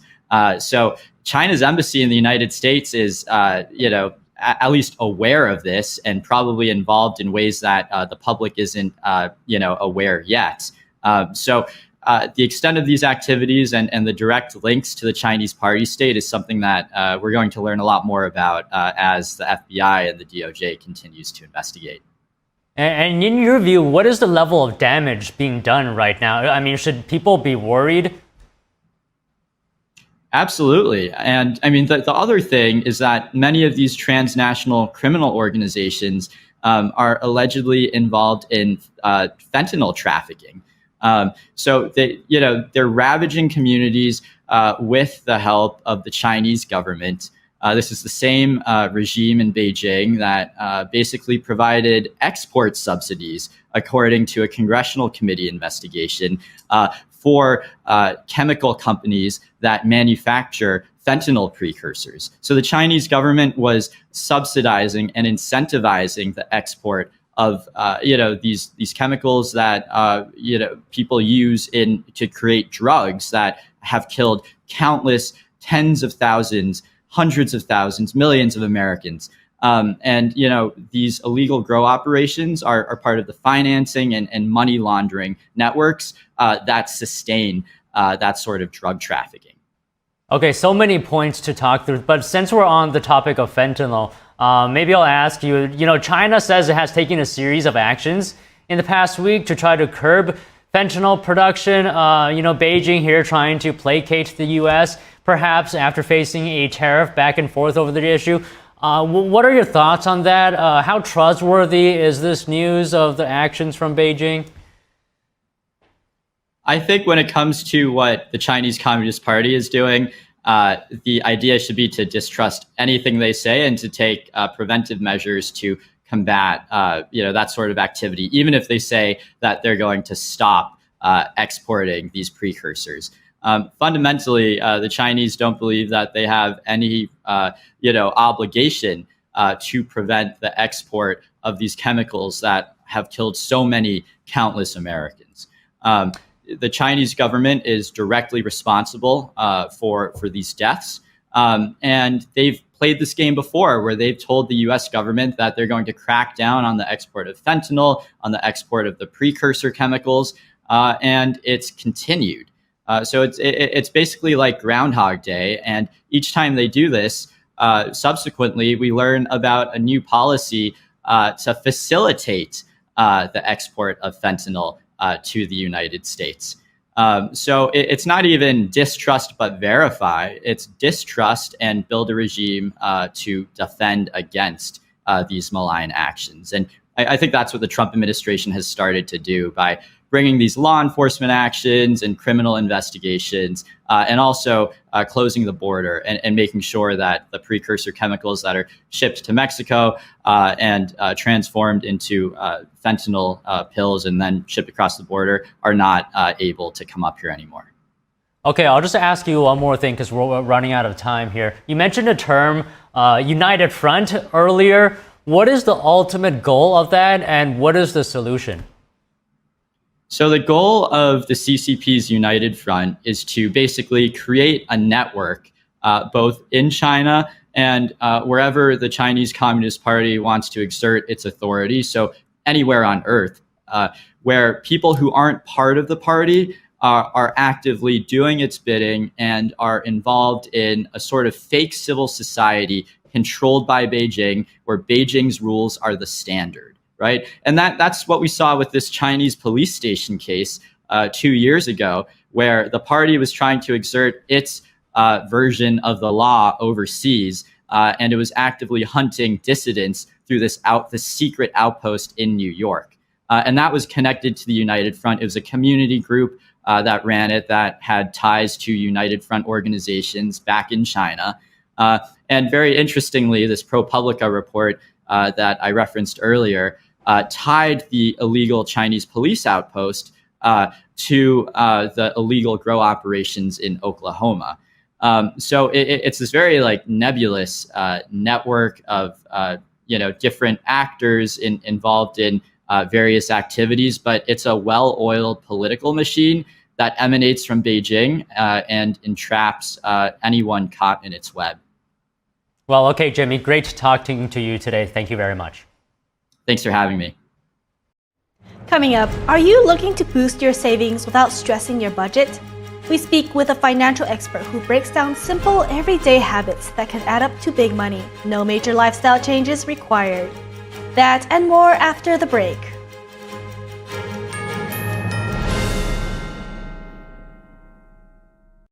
Big things are happening at Mathis Homes. Save all summer long with price drop alerts all over the store. Their suppliers have cut prices and they're passing those savings on to you. Get new lower prices with top name recliners as low as $199. And huge markdowns on hundreds of sofas in all the latest styles. Now's your chance to save big for every room in your house. There's something for everyone. Plus, get 12-month no-interest financing and free delivery. Check out these price drop alerts and save at your furniture superstore, Mathis Home. Focus on beauty, showcase nature, share kindness, feel brightness. 2025, the 5th NTD International Photography Competition. Capture the beautiful moments in your eyes. Your works will be showcased in galleries and on multiple online platforms, appreciated and collected. Please visit photo.ntdtv.com.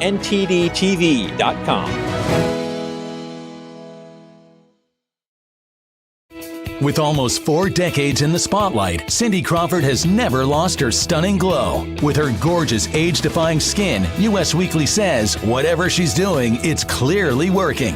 How does her skin still look firm, smooth, and youthful at 59? It's meaningful beauty. And now, with new advanced formulas, it's better than ever, delivering our age-defying ingredients even deeper into the skin to fight wrinkles where they begin. Just wait until you see the difference meaningful beauty can make for you. Instant hydration, instant plumping. My skin looks amazing. What I'm most proud of is over 5 million women have trusted Meaningful Beauty, and they're getting great results. And I get that feedback from them in airports, supermarkets, walking down the street, and I love it. And today, we are celebrating 20 years of meaningful beauty with a brand new offer you don't want to miss. You can get the entire advanced Meaningful Beauty system with all 5 age-defying super treatments. And when you order today, you'll receive our Targeted Treatment Duo, a $128 value free. Introducing the Wrinkle Smoothing Capsules to target crow's feet, forehead lines, and lines around your mouth. Plus, you'll also get the new Skin Renewing Facial Tool with heat, massage, and red light to boost the absorption of the wrinkle smoothing capsules and reduce the appearance of puffiness. The Skin Renewing Facial Tool and the Wrinkle Smoothing Capsules together create Meaningful Beauty's amazing targeted treatment duo. This plus this equals incredible results. Get all this, a $300 value for just $49.95. But you must act quickly. Results guaranteed or your money back. If you haven't tried Meaningful Beauty yet, this new offer is something you don't want to miss. This special offer is not available in any store, so don't wait. Scan the code, call the number below, or go to meaningfulbeauty.com right now.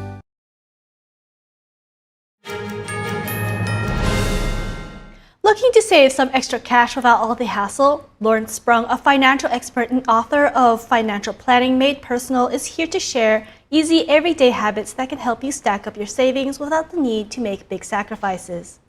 We're talking kitchen table issues, so let's start right in the kitchen. Where can people save? Yeah, I mean, I think like you said in the opening, right, it's not about making these large overarching changes. It's trying to use incremental ones. So right off the bat, meal planning is a huge way to save because number one, if you know what you're going to buy, you avoid making those impulse purchases of those, snack foods, etc., that maybe you don't even want, and then also racks up the budget. It also helps you plan better so you have less waste at the end of the week. And if you follow, a few simple ideas like that, the savings add up over, longer periods of time. And we've all got to eat, so those decisions are being made every day, right? Okay, Absolutely. Yeah, and last time we spoke, we were talking about cashless payment systems. I believe they're everywhere. So how can a thrifty spender put that to good use? Yeah, so I mean, we have so much technology at our fingertips this day and age. Let's use it. There are so many ways to get cash back rewards, and I'll share with you a personal experience I had this weekend. I stayed in a hotel Saturday into Sunday morning, and my credit card company had a cash back reward, but I had to opt in for it.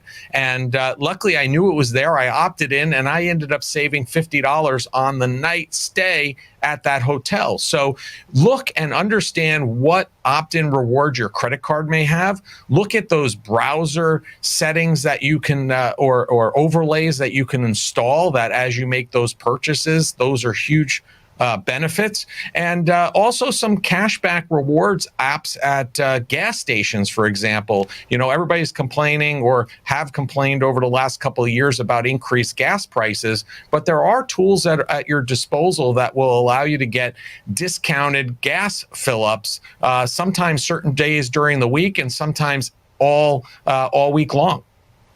Good point. Now, if you're not watching closely, as you kind of indicated, all sorts of extra fees or expenses can creep in on the other end. So how can we get out ahead of those kinds of surprise expenses?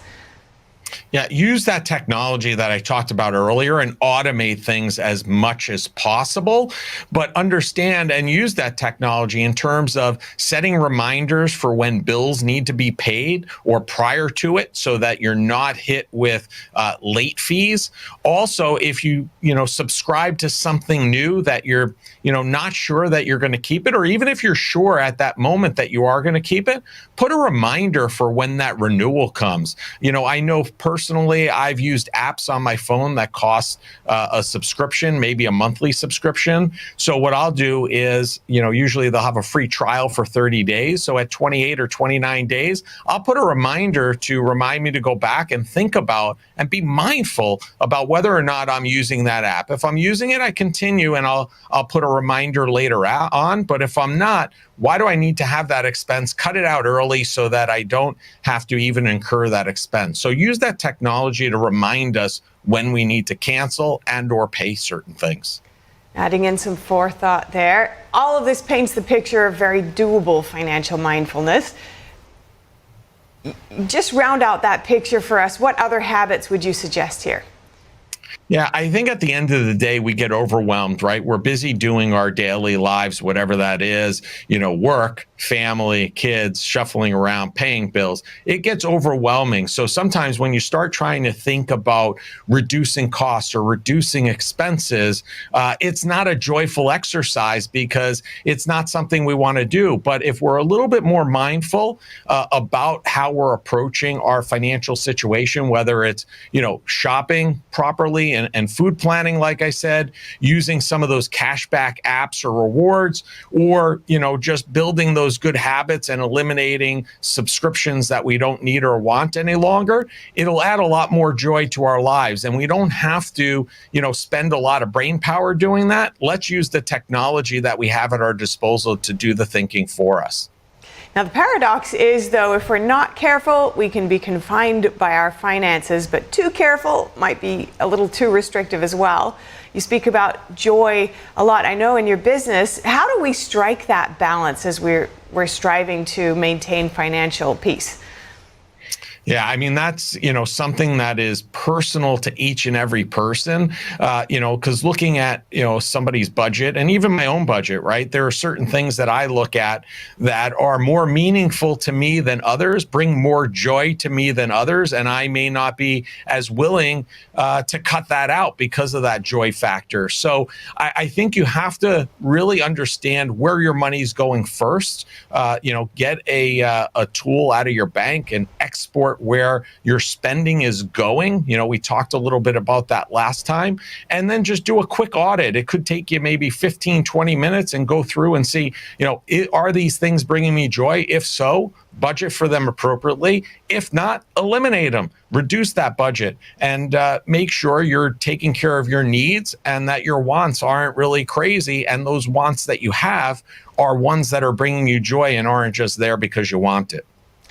Sounds like a great direction to head in. Thank you so much for your time today, Lawrence Sprung of Midland Financial. Good to speak with you as always. Thank you. Is your first battle of the day with your alarm clock? If so, you're not alone, and you might be missing out on more than just sleep. Psychologist Dr. Shannon Crawford joined NTD to share how you can build better sleep habits before poor ones start wearing you down. There's disagreement on the risks versus benefits of sleeping in. Where do you stand on this? Well, in an ideal world, we'd get enough sleep during the evening part, the night, that we could wake up refreshed. And so a lot of times it's a compromise of trying to get enough sleep. But if we could wake up earlier and go to bed earlier, that would match our natural circadian rhythm, and that would create brain optimization throughout the day. And it sounds like the rewards are excellent, but it's so hard to put these things into practice. Have you seen any specific strategies that really stick? Absolutely. So when you have an alarm and you wake up that moment, and if you do it consistently, then it creates a normalization and your brain will then cue up, especially if you go outside first thing in the morning, you do something vibrant, you have a happy routine, you're more likely to set that rhythm and your brain will do it automatically for you coming up. But that first few times is a little bit harder. Especially setting something that really is to look forward to is a good idea. I heard somebody say if you haven't got a big enough goal, that'll be the reason why it's not easy to get out of bed. But small rewards also light the way. What are some of the impacts from snoozing that you see most affecting people's lives in the research or in your practice? Right. So your brain is meant to go through cycles of sleep. So those little couple minutes extra is actually starting your brain into its next cycle, but you're disrupting that. The glial cells are the cells that help clean up and consolidate memory and help kind of like a maid in your brain. So your brain is able to consolidate and do all of this work for you. If you disrupt that, it actually makes you more foggy throughout the day, more inclined to have caffeine to compensate, which depletes your system more in the long run than letting yourself finish a sleep cycle, be sleep deprived during the day, so hopefully you fall asleep earlier in the evening and then you can reset that circadian rhythm. And yet we're all so busy these days. Maybe that's just the human condition throughout the ages as well, but we're meant to get 7 to 9 hours of sleep, at least for adults. The fact being that it is hard to even carve out that time to ensure, say 9 hours sounds like a dream. What do you suggest for people when they're looking at working their schedules and making that happen, at least on paper?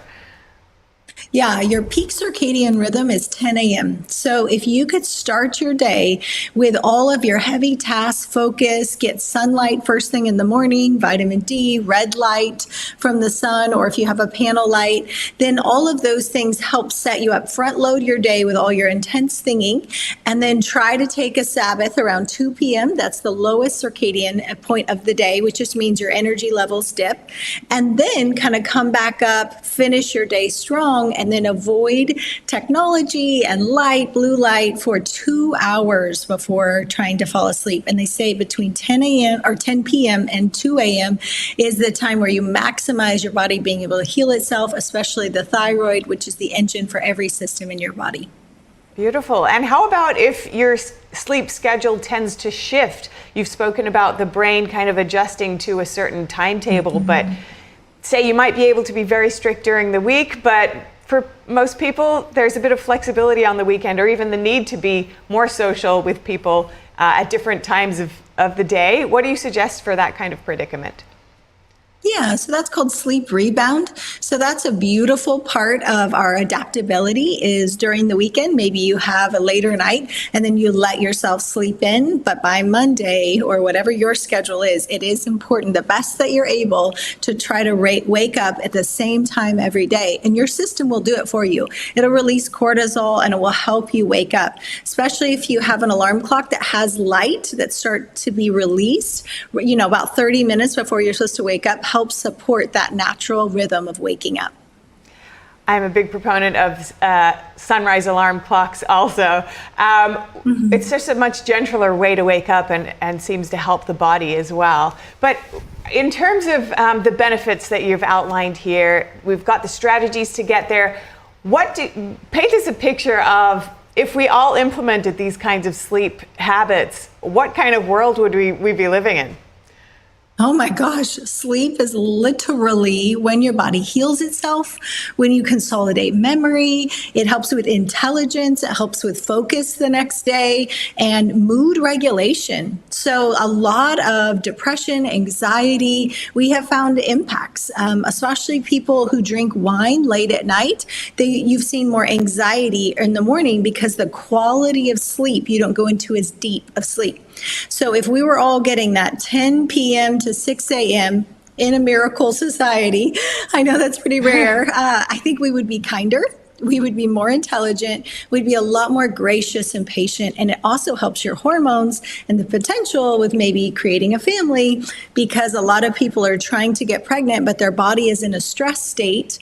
And your body goes out of stress when it goes into its full REM cycle, a full sleep cycle.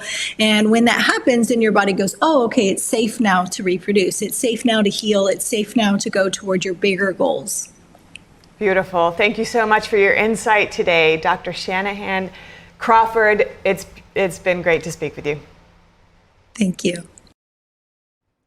Coming up, as tensions rise along Finland's border with Russia, military reservists are preparing for the worst.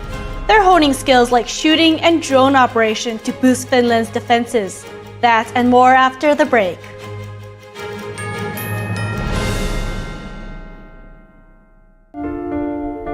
What if kids in America didn't have to go to bed hungry tonight? What if our moms, dads, and grandparents could put healthy food on the table every day to help us grow strong? What if all of our friends and neighbors had fresh food too, and there was no hunger at all in America? And what if there was a way today for you to help? Call now or go online to helpfeedingamerica.org and give $19 a month, just 63 cents a day. So many of us don't have enough food to eat, but your monthly gift means families across the country and in your community can fill plates with food. Kids can get healthy meals year-round, even when school's out, and our neighbors can have fresh food. Food that moms, dads, entire families need to thrive. But right now, more people are facing hunger.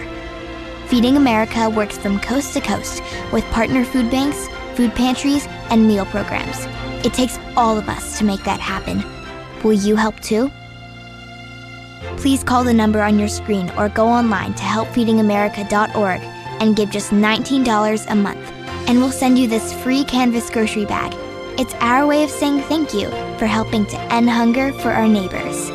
Because no kid, no mom or dad, nobody should go hungry in America. Nobody. So what if today was the day you could help nourish futures for our friends, our families, for all of us? Ending hunger is possible. What if we end it together? Call or give online today at helpfeedingamerica.org and your gift can be doubled. Thank you. Is deep sea fish oil really healthy? Due to pollution in the oceans, most fish contain heavy metal elements and radioactive substances. That's why it's so important to choose a pure source of omega-3. Puritang green vegetable omega-3 is made from purslane and perilla seeds, which are rich in nutrients and minerals, especially vitamins A, D, E, calcium, and iron. With natural processing and no harmful chemical additives, it has more than 90% concentration of omegas 3, 6, 7, and 9. It effectively improves brain power and is beneficial to the heart's health. Puritang Omega-3 does not smell of fish and contains no pollutants, so both adults and children can safely and easily consume it over a long period of time. Puritang Green Vegetable Omega-3. Greener, healthier, and more effective. Visit puritang.com to learn more.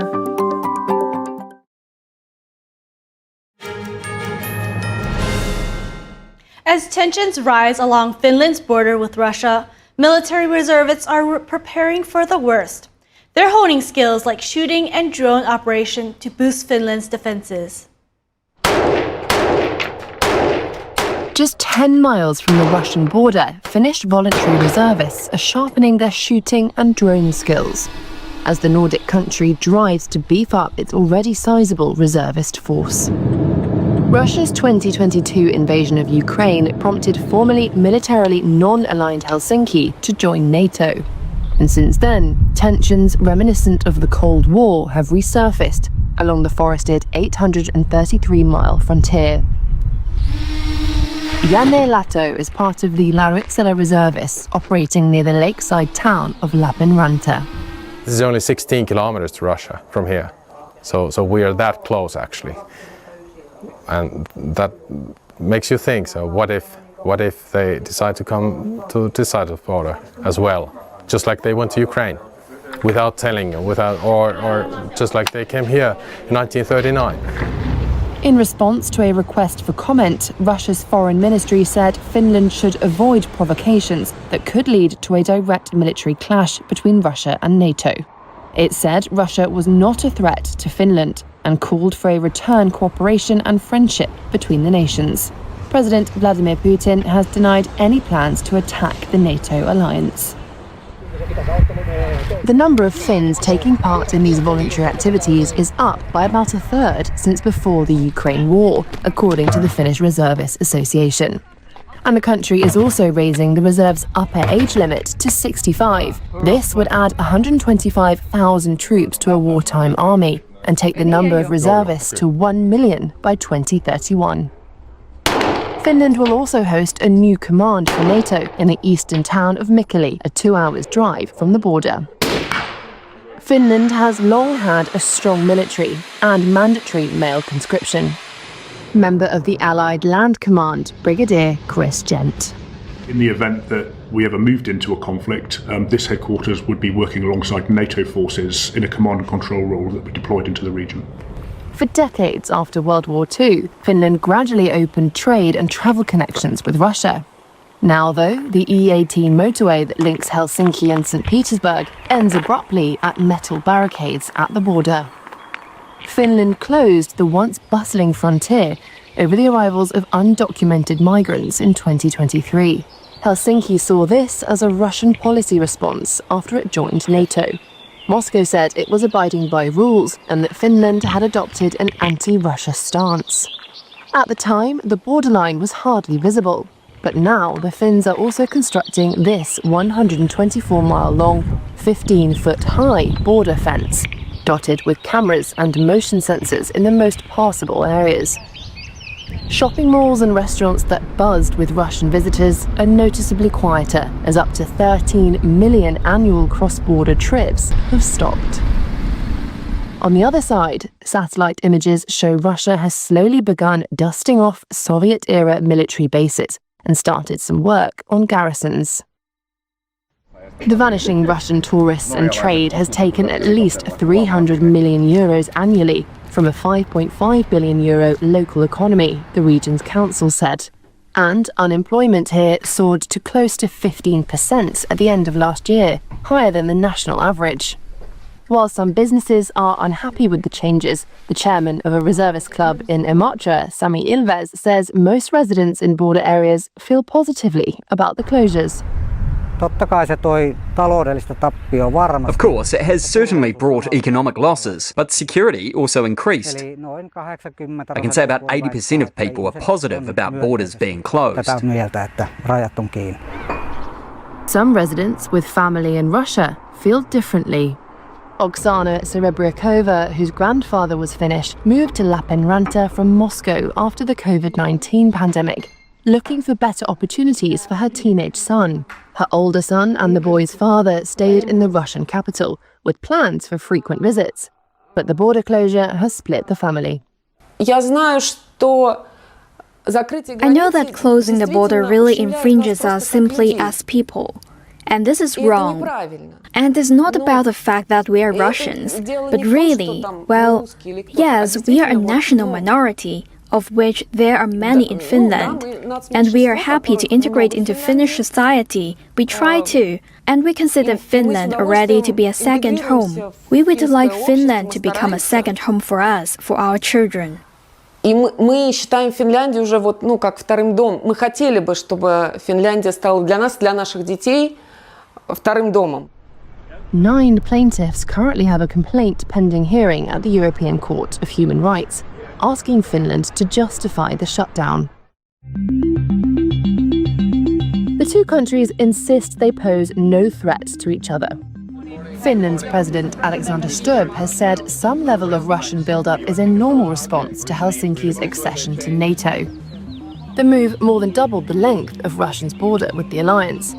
But a Finnish government defence report late last year described a heightened risk of an armed conflict. It cited the development of Russia's military capabilities since the war in Ukraine and said Moscow had ambitions to create a buffer zone from the Arctic to southern Europe. The Finnish government and president's office did not immediately respond to requests for comment. Hopes for a quick détente run low. In the meantime, Jana and his group push on with training. He says they've got 10 more drones on order, thanks to a grant from Finland's Association of Reservist Groups. That's all for today's news. Thank you for tuning in. Stay with us for NTD Evening News at 6 p.m. Eastern, 3 Pacific.